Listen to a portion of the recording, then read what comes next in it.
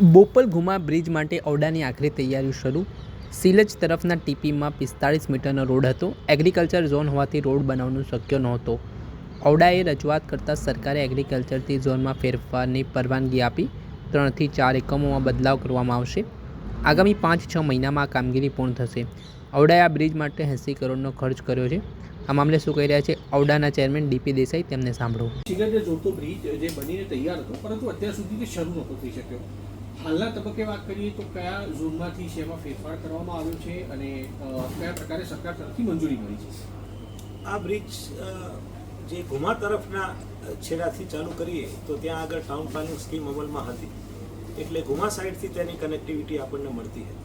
પરંતુ બ્રિજને railway portion cross કરી અને સિલચ તરફ જઈએ તો તેમાં જે ડીપીનો 45 મીટરનો રોડ હતો તેની કનેક્ટિવિટી શરૂ થઈ શકેલી ન હતી. એ વિસ્તાર ડેવલપમેન્ટ પ્લાન યોજના મુજબ એગ્રીકલ્ચર ઝોનમાં સ્થિત થતો હતો.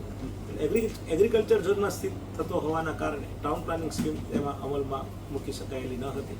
જ્યારે બ્રિજનું નિર્માણ કાર્ય પૂર્ણતાના આરે હતું એ સમયગાળામાં ઔડા દ્વારા રાજ્ય સરકારને એગ્રીકલ્ચર ઝોનમાંથી ડેવલપેબલ ઝોનમાં ફેરફાર કરવાની દરખાસ્ત કરેલી હતી, જેના અનુસંધાને રાજ્ય સરકાર દ્વારા ગત સપ્તાહે એ એગ્રીકલ્ચર ઝોનને રેસિડેન્શિયલ 2 ઝોનમાં પરિવર્તિત કરવા માટેનું જાહેરનામું બહાર પાડી અને મંજૂરી આપી છે. સર, હવે પછીની પ્રોસેસ જોઈએ તો હવે પછીની પ્રોસેસ ઔડા તરફથી કયા પ્રકારે કરવામાં આવશે અને ખાસ તો કેટલા પ્લોટ છે અથવા કેટલા એકમ છે જેને આના કારણે અસર થઈ શકે છે? બ્રિજનો પોર્શન પૂરો થયા પછી રોડની જે કુલ લંબાઈ છે એની અડધી લંબાઈ ઔડા વિસ્તારમાં, એટલા માટે આ ટાઉન પ્લાનિંગ સ્કીમ સંયુક્ત રીતે બનાવવાનો નિર્ણય મ્યુનિસિપલ કમિશનર સાહેબ દ્વારા ઓલરેડી લઈ લેવામાં આવેલો છે. એટલે હવે પછીની પ્રક્રિયામાં જેટલા વિસ્તારની અંદર ઝોન ફેર થયેલો છે તેટલા વિસ્તારની અંદર ટાઉન પ્લાનિંગ સ્કીમ બનાવવાની કાર્યવાહી ઔડા દ્વારા હાથ ધરી દેવામાં આવેલી છે.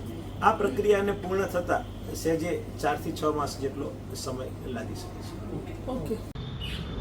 આપણે સાંભળ્યા હતા ઔડાના ચેરમેન ડીપી દેસાઈ. આગામી દિવસોમાં જે બોપલ ઘુમા બ્રિજ માટેની જે તૈયારીઓનો આખરી ઓપ અપાયો છે તેને લઈને તેમણે વાત કરી છે.